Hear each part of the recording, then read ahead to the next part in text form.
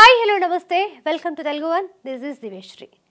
ప్రభాస్ హీరోగా నాగశ్విన్ దర్శకత్వంలో రూపొందుతున్న సినిమా కల్కి 2898 ఏడి వైజయంతి మూవీస్ అత్యంత భారీ బడ్జెట్తో నిర్మించిన ఈ చిత్రం జూన్ 27న ప్రేక్షకుల ముందుకు రానుంది.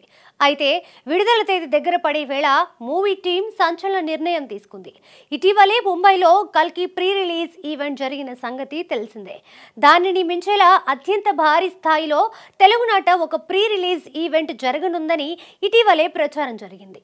అమరావతిలో జరగనున్న ఈ వేడుకకు ఆంధ్రప్రదేశ్ ముఖ్యమంత్రి చంద్రబాబు, ఉప ముఖ్యమంత్రి పవన్ కళ్యాణ్ హాజరవుతారని వార్తలొచ్చాయి.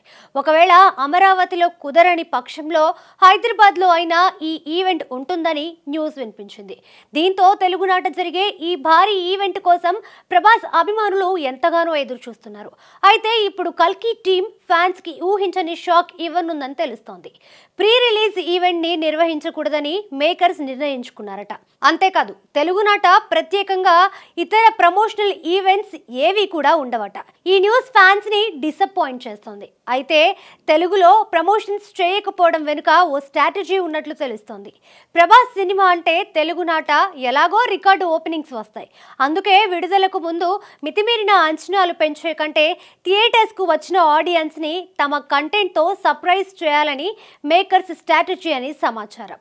మరి కల్కి టీమ్ స్ట్రాటజీ ఎలాంటి ఫలితాన్ని ఇస్తుందో చూడాలి.